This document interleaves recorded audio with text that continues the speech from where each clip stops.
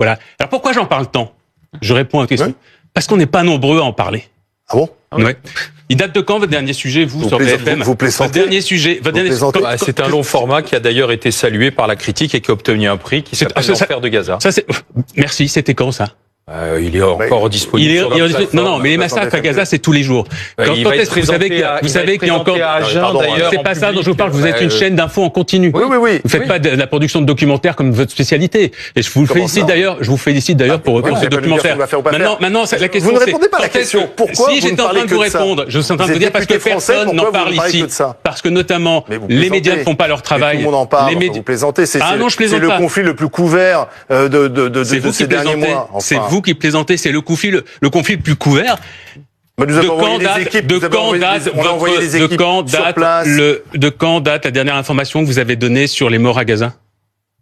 Aujourd'hui, il n'y en a pas eu, effectivement. Non, mais surtout, il y en a eu aujourd'hui des morts à Gaza. Vous posez des questions, vous ne répondez pas des questions. Bien sûr. Est-ce que vous avez diffusé le témoignage absolument bouleversant? Est-ce que vous avez diffusé, si je suis en train de vous répondre, est-ce que vous avez diffusé le témoignage absolument bouleversant d'un chirurgien anglais, britannique, qui a été auditionné par le Parlement anglais, dans le témoignage dans lequel il raconte ce qu'il a vu sur place. Il était humanitaire sur place pendant plusieurs semaines à Gaza. Et il raconte, par exemple, en larmes, que tous les jours, il devait soigner des enfants. Il a dit, je ne recevais quasiment que des enfants et des femmes. Et il dit, je recevais des enfants qui avaient été touchés par une explosion. Et ils expliquaient, ces enfants, que lorsqu'ils étaient à terre, un drone arrivait et leur tirait dessus. Un drone arrivait et leur tirait dessus. Les enfants sont délibérément visés à Gaza. Est-ce que ça, vous l'avez montré, ce témoignage? Non, on n'a pas montré ce témoignage. Eh bien voilà, c'est exactement pour ça que j'en parle autant. Il y a d'autres médias qui les ont montrés. On a montré aussi les témoignages dans les journaux. Je réponds à votre question, si vous m'autorisez à y répondre. J'en parle autant parce que je suis obsédé par une chose. Ça c'est vrai. Je suis pas du tout obsédé par Israël, comme dit Arthur. Je suis obsédé par ce conflit. Je suis obsédé par la faillite de l'humanité. Aujourd'hui à laquelle on assiste à Gaza. On la voit au Soudan, on la voit dans d'autres conflits.